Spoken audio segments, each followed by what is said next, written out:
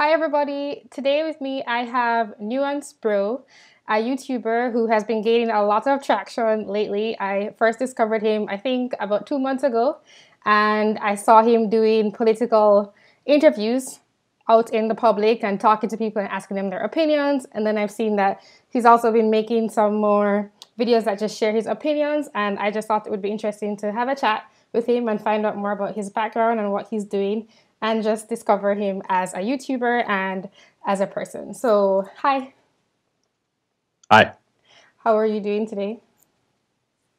doing well. Having a nice little conversation. Hopefully, nice to meet you. Do you not share your real name? So I should just refer to you as Nuance Bro. Yes, Okay, I figured as although much. it's not that hard to find out who I am, so it's whatever.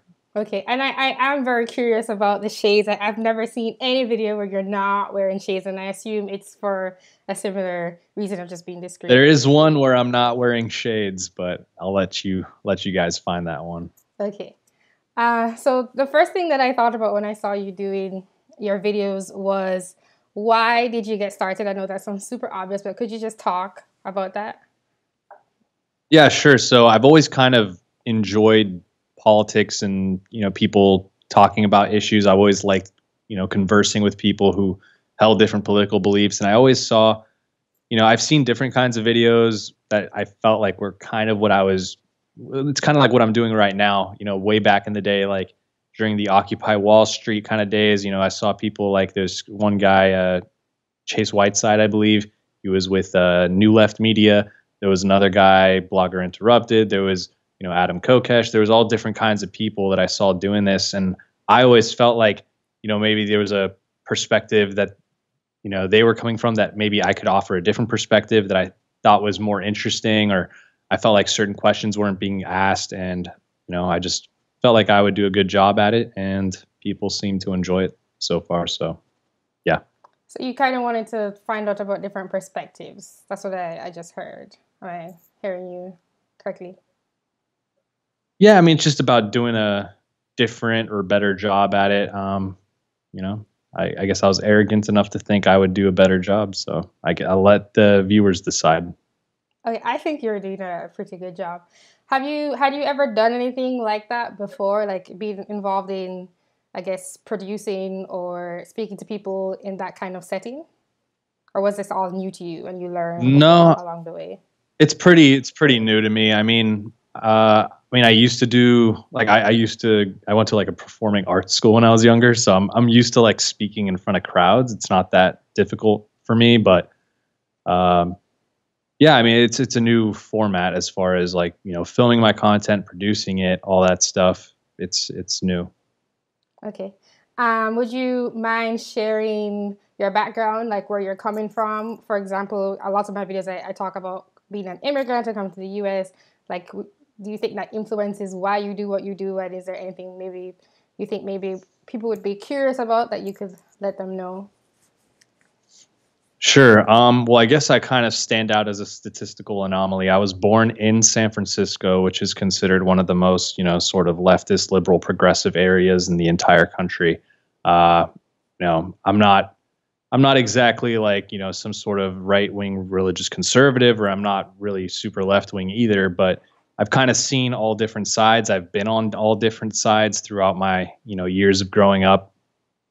And, I guess I've just kind of seen things from a different perspective. Like if you were to categorize me simply based on like demographical information, I usually don't fit in any of those areas. So that's what I meant by statistical anomaly. So I guess it's a sort of unique upbringing in that sense. And yeah, I've always kind of I had always a bit of a contrarian streak in me, which I think is kind of healthy starting out, just to be kind of skeptical and questioning things and always coming at things from different angles. And I think it develops like your sense of the world. And because if you're always questioning things and questioning yourself and what you believe and what others believe, you're going to come out the end of that with a more nuanced perspective, I would say. Okay. Um, what is it like being on the ground, speaking to people? What's the, I guess, atmosphere, especially if maybe you don't agree with someone else's opinion, because I think that that's very different from doing, say, what I do, where I sit, behind my laptop and observe and then speak, but through the internet versus talking to other people.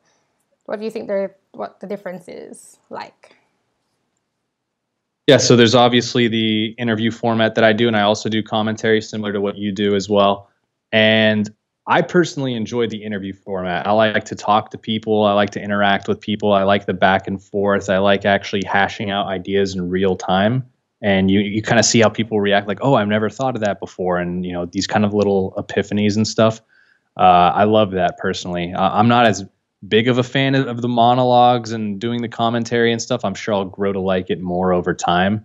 But I like dealing with people and, with the way they think and how they come to think things they do. I'm always fascinated about why people believe what they believe. Is it actually because they understand the principles behind it? Is it because they've kind of grown up in an environment where they just mimic those around them? That's what I'm trying to figure out with my videos. And that's why I try to approach things the way I do. And I try to get people to kind of come at things from a different perspective than they're normally used to. Because a lot of these people I talk to, they think they know. A lot of them, like I've talked to them, they're like, oh no, I'm totally convinced on this issue. I know what I'm talking about, and I've had this in my private life as well. And I'm like, well, just hear me out for a second. I talk to them for like, 20, 30 minutes, and they're like, whoa, I've never heard that point, and I've never heard that point you made. I thought I knew everything, but I didn't. And then sometimes they just change their mind completely after, a little bit of time of talking to them. So I think we don't do enough talking in today's society. We all just kind of scream at each other, or we're like, you suck, or you're evil, or you don't like, you're racist, or you hate babies. And it's like, let's just talk to each other like people and have a conversation, and then be open-minded that you could have your mind changed or I could have my mind changed. So that's my opinion. That's one of the things I wanted to ask, actually. If in you speaking to people, has anyone changed your mind, flipped your opinion on a topic? And if so, what? Or even gotten close? Has that happened at all? Oh, it happens in life all the time. If has it happened during the interviews I've done? I don't think so. It's nothing pops out at me. But Okay. even recently on certain issues, like I've had my minds changed on certain things. Could you give an And example? what's that? Could you give an example? Oh, like what would be?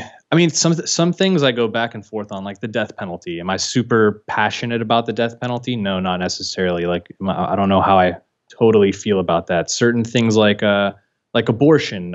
It's like, okay, what's the line? Where do we draw that line? Is it right at conception? Is it all the way up until birth? And then you kind of figure out little places here in between. And I go back and forth on where I stand on that sometimes.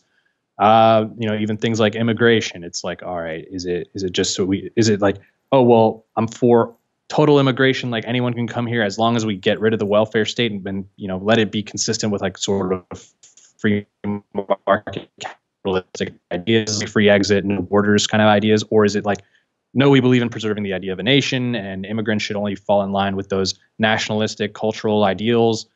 We need to have a monoculture sort of thing. I used to go back and forth on that as well, and I've changed my mind on certain things relating to that.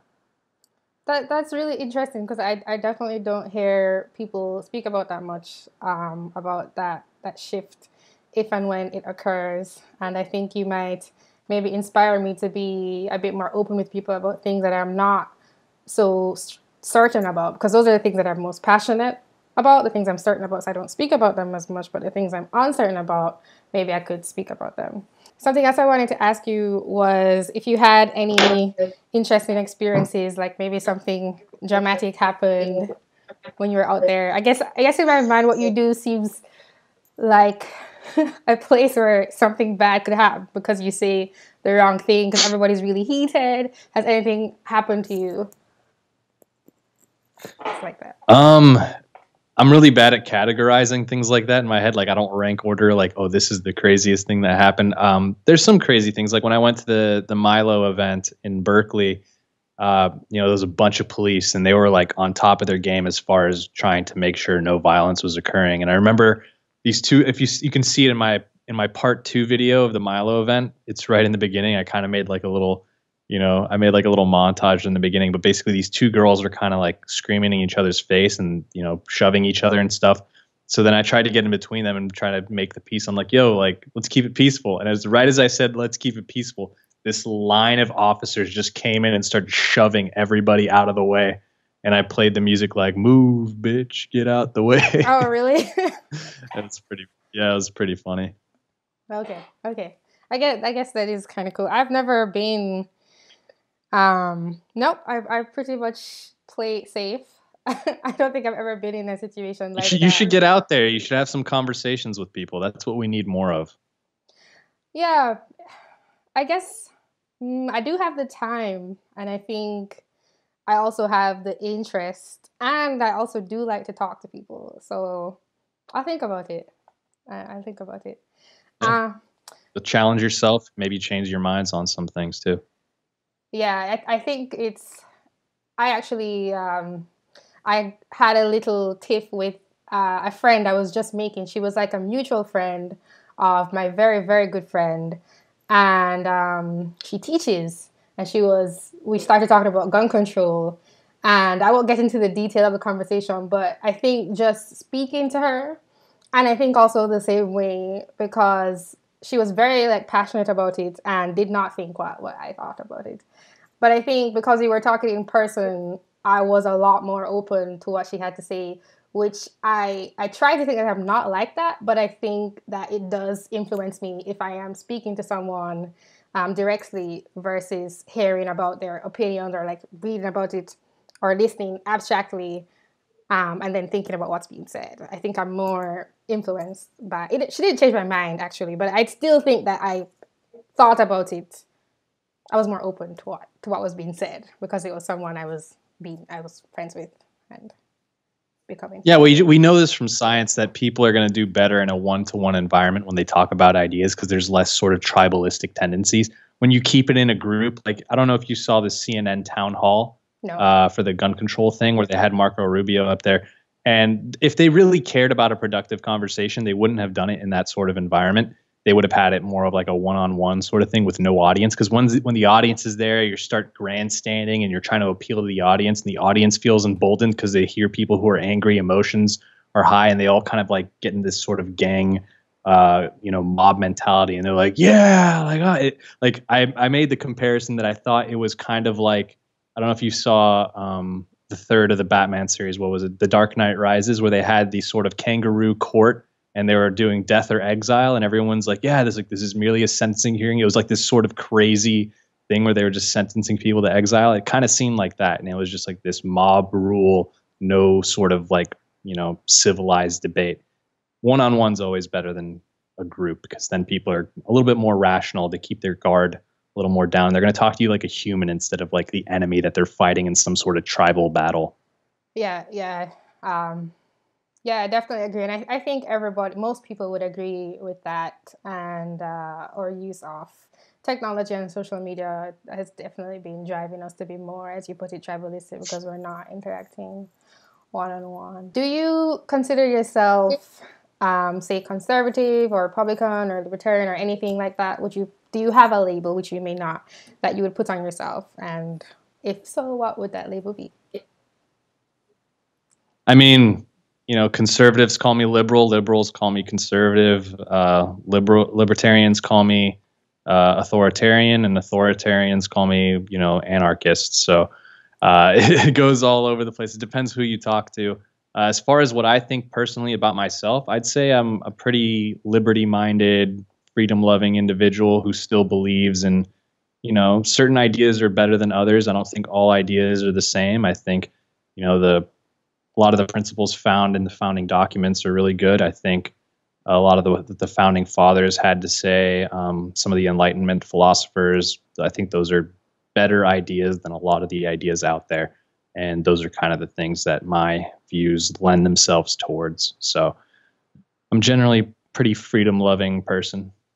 Yeah, I saw you made a couple of videos about gun control and the It's one of my AR-15. favorite topics. Right. One of my questions was, is there anything that you're really passionate about? And I was thinking from looking at your channel that maybe that was it. And is there anything else other than that? And could you tell me? Sorry, I'm bombarding you. Could you tell me why maybe you're so passionate about that?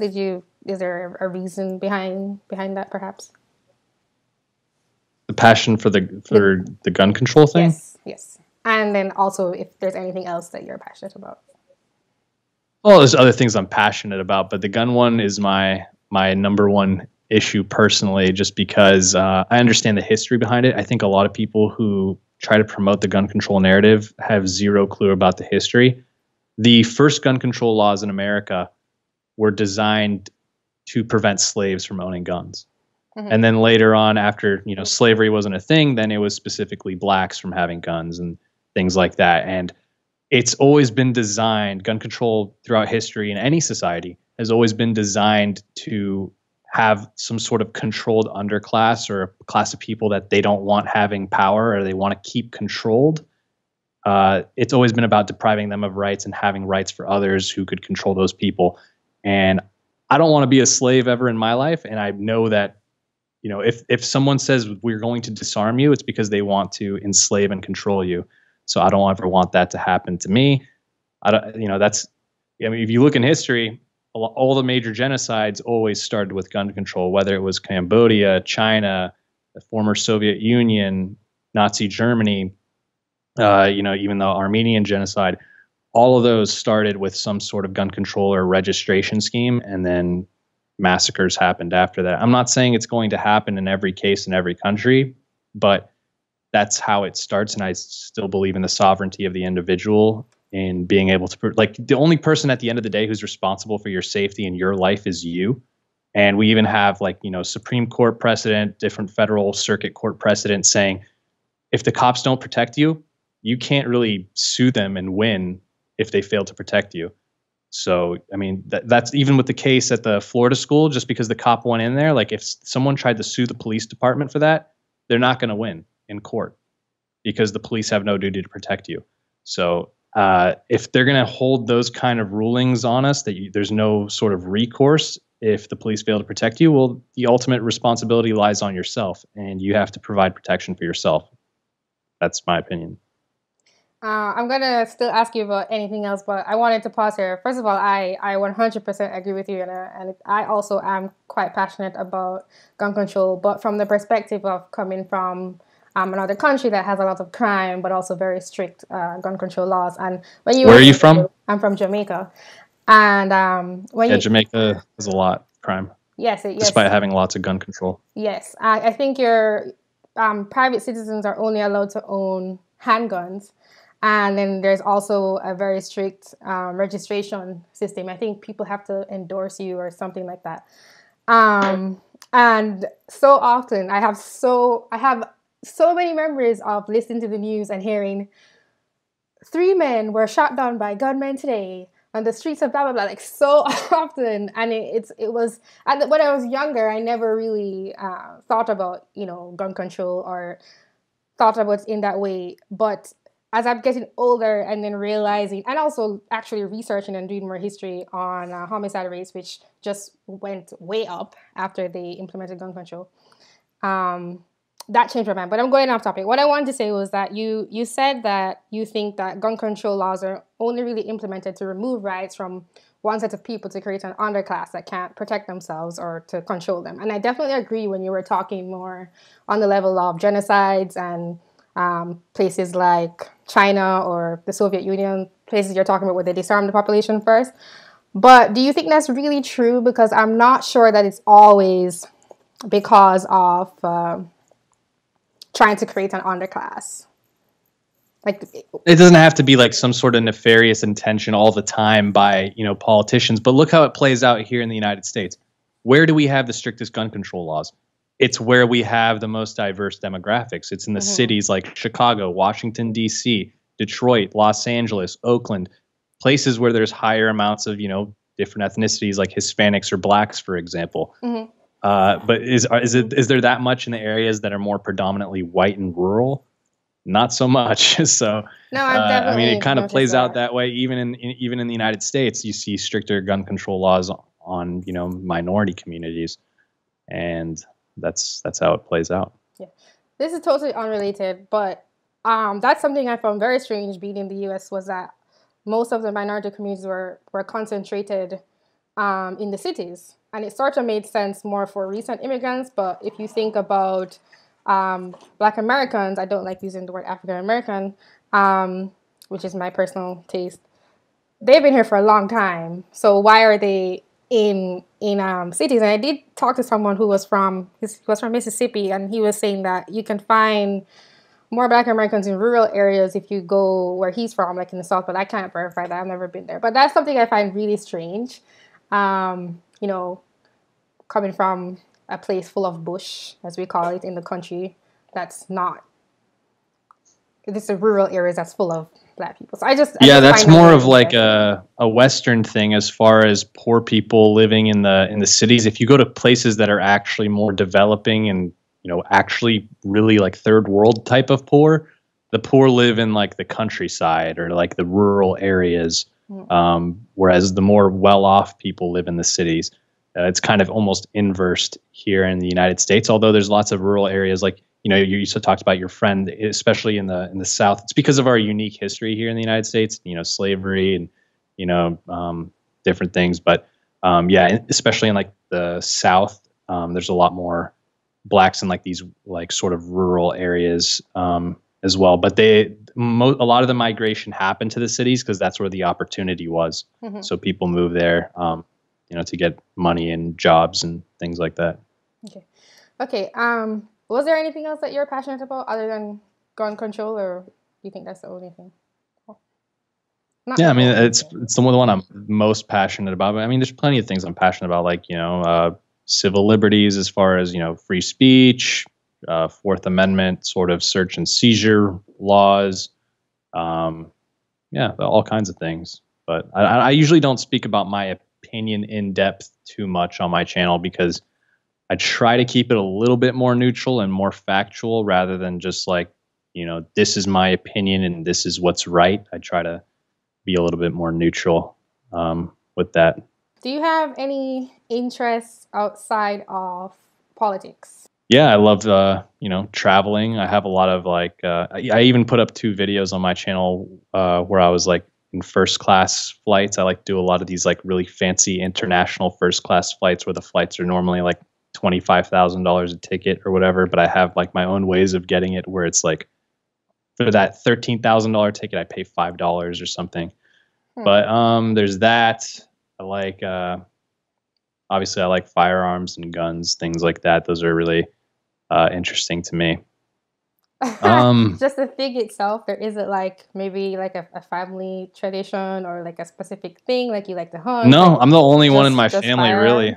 I was born and raised in San Francisco. There's not much of a gun culture in San Francisco. So this is all me. I converted a lot of my family to be sort of pro-gun and embrace that stuff. And, I've told some of them like, all right, I'll go with you and I'll help you buy your first gun sort of thing. So I usually convert a lot of the people I hang around with.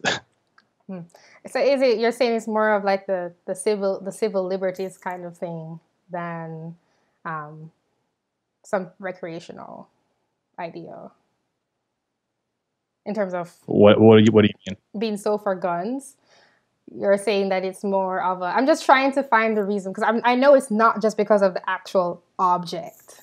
Like maybe you're like an engineer or something. So that's what I'm trying to find out. It's not just because I like them. It's more of like the philosophy behind it. I believe in like the philosophy of freedom, and because I understand history and I know what's happened throughout history with gun control and things like that. Okay, and I think my last question that I thought of thinking about interviewing you was I did see you had a video kind of titled that, but I didn't go and watch it. What's your focus and your goal for Nuance Bro for the channel? Like what's your long-term vision? Yeah, it's kind of, I've kind of alluded to it at certain points in this conversation, but generally having conversations with people, just, having the talk one-on-one sort of things and, exposing people to new ideas, having the conversation, just a different perspective on things, a more nuanced perspective, nothing super partisan. I'm not here to, there's plenty of channels where they're just pushing one agenda. They're like, the sort of cookie cutter, like, we're conservative and we believe this, or we're liberal progressives and we believe this, and this is what we believe, and we're righteous because we believe this. And it's like, it's kind of like red meat for the people who believe that stuff. But I don't find it too interesting to hear people who just want to tell me what I want to hear. I find it more interesting to hear things that either I haven't heard before, or, you know, kind of challenge my existing belief system. Things like that are more interesting to me. So that's what the channel's more about. I actually think that's really interesting, because I definitely like to learn, but I do think something goes off in my brain if I'm, what do you call it? Okay, so I do spend a lot of time looking at the other side of, or someone who has a different opinion on me when it comes to a certain topic, especially when I'm doing research for a video, and I want to understand where they're coming from. But I feel like I can see the arguments, but there's still sort of a barrier in my brain that makes me really want to, they have to like really come with lots of data and evidence for me to be convinced, even though someone else who I already agree with might not come with so much evidence and data. It's still good, but it's just not as much. I'm just saying the burden of proof is way higher for the side that I don't agree with.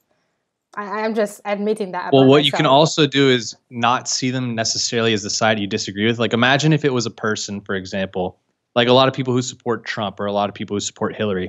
They've done these experiments where you go out to them and you just say, oh, well, what do you think about, you know, if it's a Hillary supporter, you say, well, I want to read you out some of Hillary's, you know, positions. And then you read out literally what Donald Trump believes or something to them. And they'll be like, oh, I agree with that. That's great. It's like, well, do you really disagree with the substance behind the ideas, or is it the person or like the political party that you identify with? Is it like a tribal thing rather than an actual ideas thing? So you gotta try to trick your mind to be like, okay, what if Obama said this, or what if Trump said this? How would I react to it? Sort of thing. So always try to get rid of that personal tribal bias that you might have.